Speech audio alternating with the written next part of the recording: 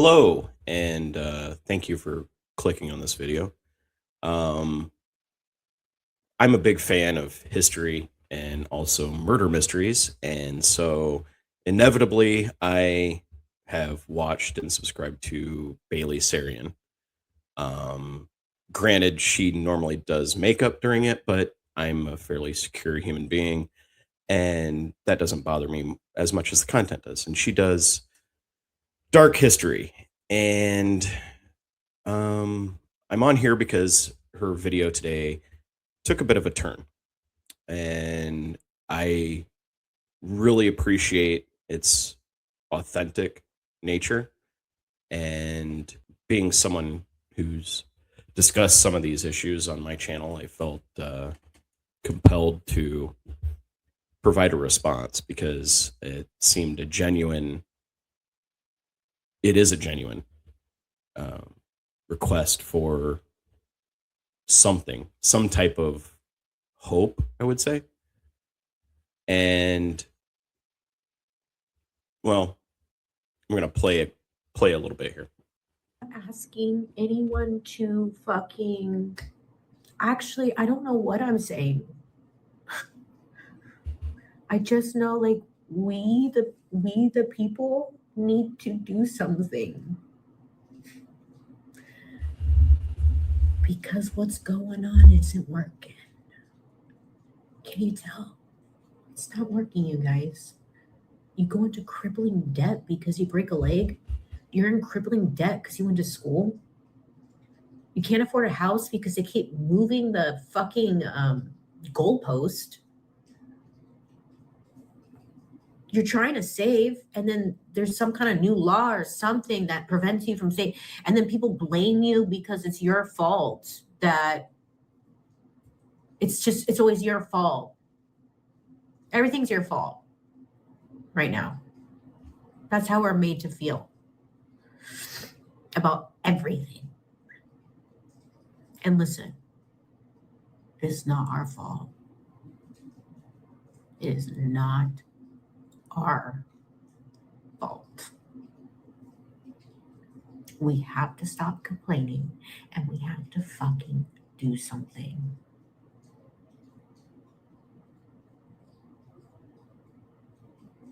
So, what are we going to do? Let's put our differences aside for a minute and fully rage against the system right now. Because, can we agree? This is not working. And we, just normal, everyday people, me and you, like your neighbor, taxpayers, normal, I think we're done playing by the fucking rules because they're not working.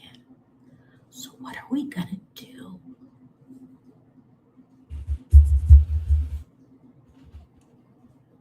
We seriously need a plan. Like, and this is like an opportunity for a major pivotal moment because if we don't do anything, Okay, so she started the video kind of relating to the Epstein files and how, and then went into healthcare, rent, how we don't own anything anymore, um, how we keep paying more and more money, and we pay a ton of money for services and things, and we don't seem to own anything. We don't seem to get ahead, that the system is rigged. And she's right. No, I totally get. She is correct. She totally acknowledges in this video that she's going to catch a lot of. She's going to get dragged for it. I can already see some of the headlines now. You know, awful, calling her, you know, various names for crashing out on her YouTube channel. Which, who hasn't felt like doing that before? Seriously, who hasn't crashed out? I guess you could do some type of Zen thing, and that's fine. That works. But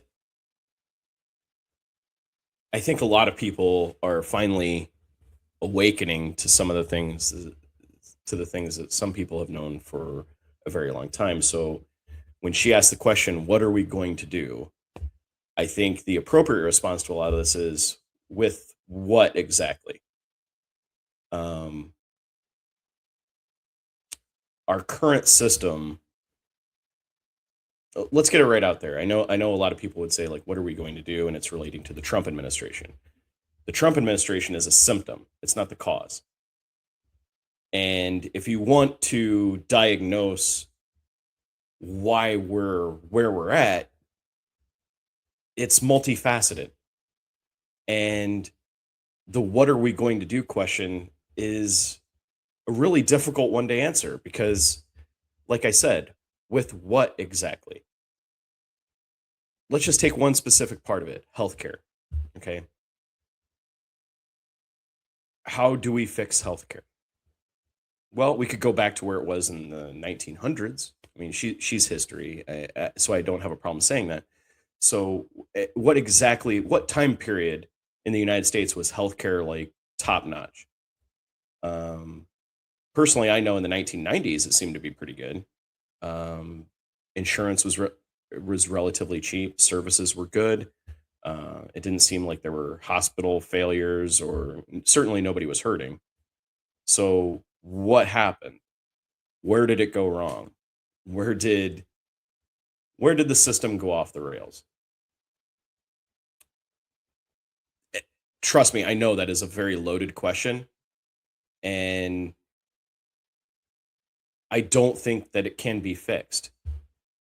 That's the problem with what she's asking, is what are we going to do? And the answer, I said, is with what exactly? Um, Take each of these different problems that we have. And like I said, it's multifaceted. Are you talking about private equity? Are you talking about like 401ks? Or let's go all the way back to when Nixon removed us from a precious metal backed currency and put us onto a fiat currency, which once that happened, you can easily see how things went sideways. So is the issue wealth inequality? Um, Certainly, this is the worst it's ever been in the history of the United States, but we have had a similar period, which was the Gilded Age, and it required a president with some really just unassailable willpower to break these up, to institute a change to fix the problem. But we're even beyond that. I think the easiest way to explain it is, like, had we fixed some of these problems, each of these problems were created as a solution to a problem that existed. Yet, as most sane people know, there is no perfect solution to any specific problem. There's only a solution for a period of time.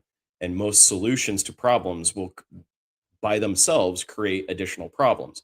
So, what we have now, had we, it's kind of like cancer. It's kind of like cancer, except in our society, our country, our economic system, maybe the global system is dealing with multiple cancers at once, all over the place.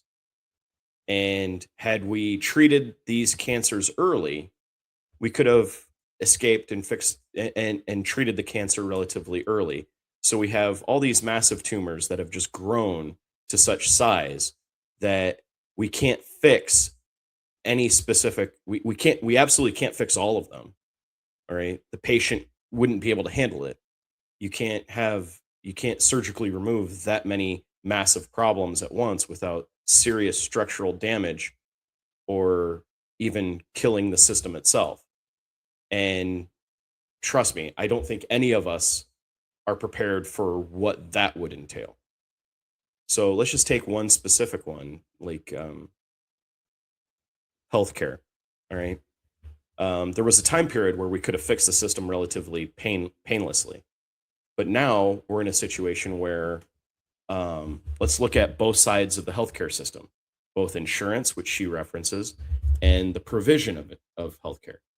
All right. So on one side, we have the insurance companies, massive companies. They employ a lot of people, and it's most definitely a monopoly.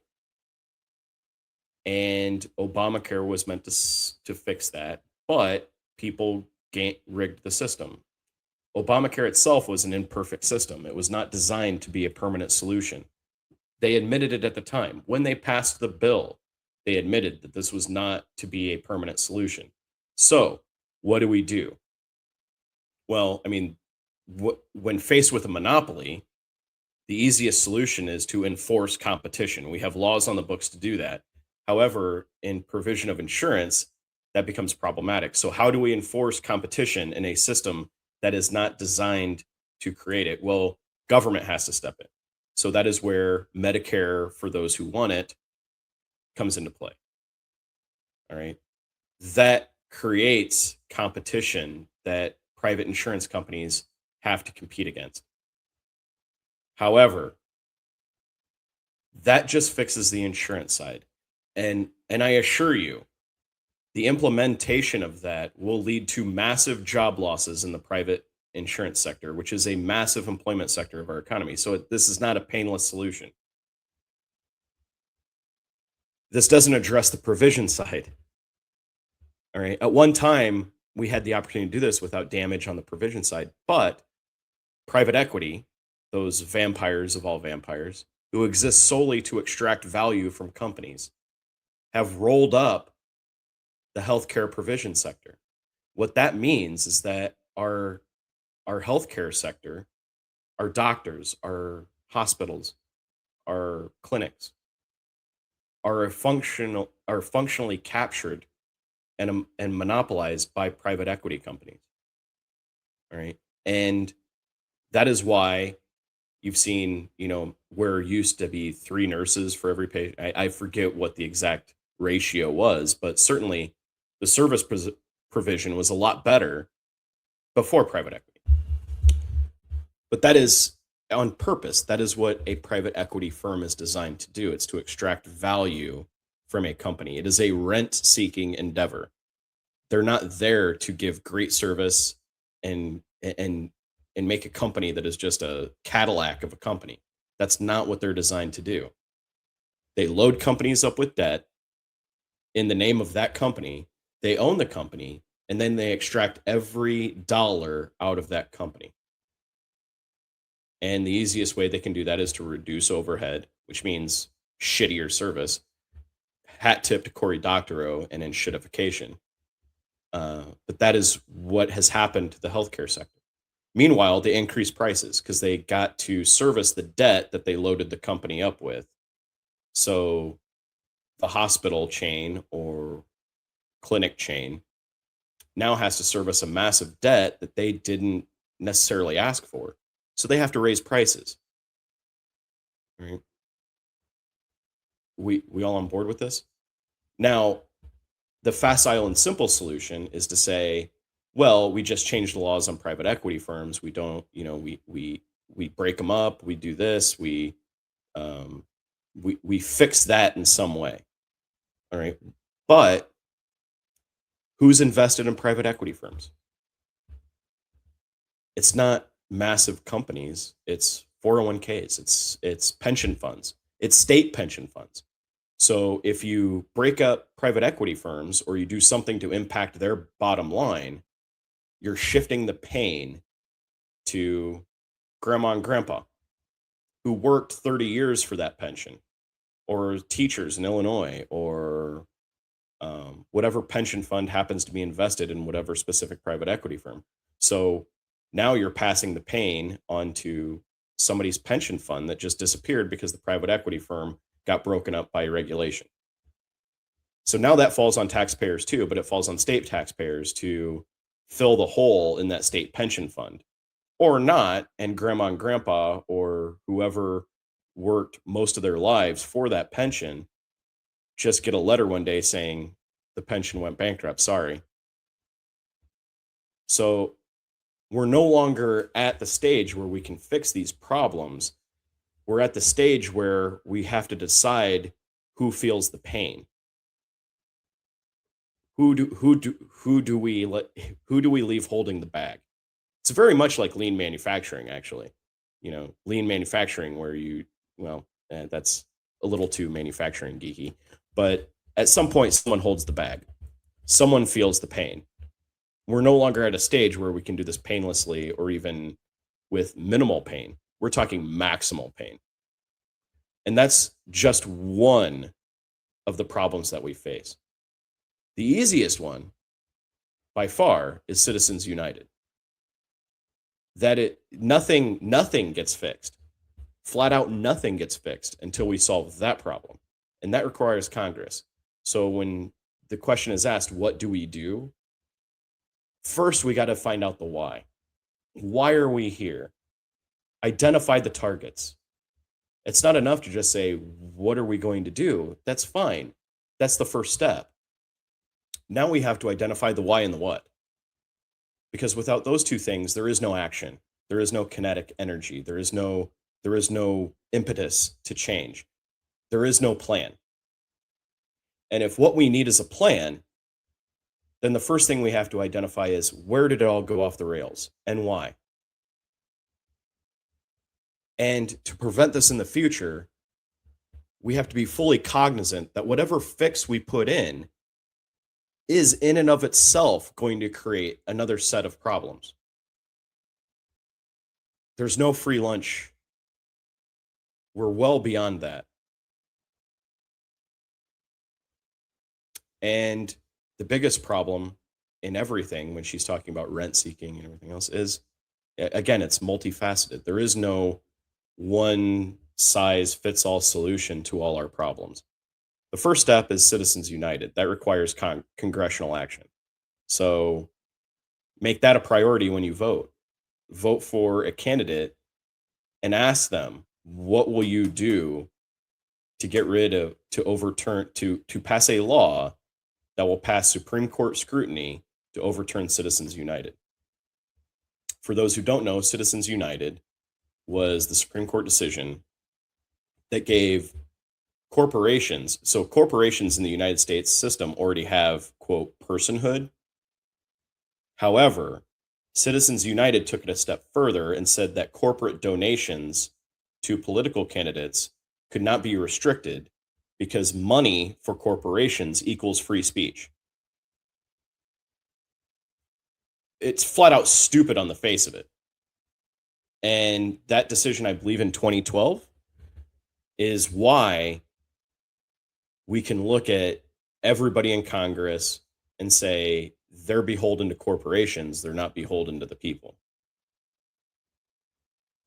So, Bailey, I really appreciate the authenticness of your video, and I really do appreciate you posting it. I'm a non-entity compared to your channel. So for you to come out and do that, I think is very awesome, frankly. And good luck. There's a lot of problems that we have, and none of the solutions are easy. It's just deciding who we shift the pain to. Do we shift it to the elderly? Do we shift it to ourselves? Do we shift it to kids, future generations? Do we shift it to the third world? Do we shift it to someone's going to feel the pain? We just have to decide who's going to feel it. The other option, and even if we do all this, the system could still collapse. We are at that stage, and maybe some people advocate that we crash it fast. The faster we crash it, the faster we can rebuild and fix the problems that we have. Anyway, just a couple thoughts for the night. Thanks a lot. Please hit like and subscribe, and follow Bailey Sarian. She's got a great channel.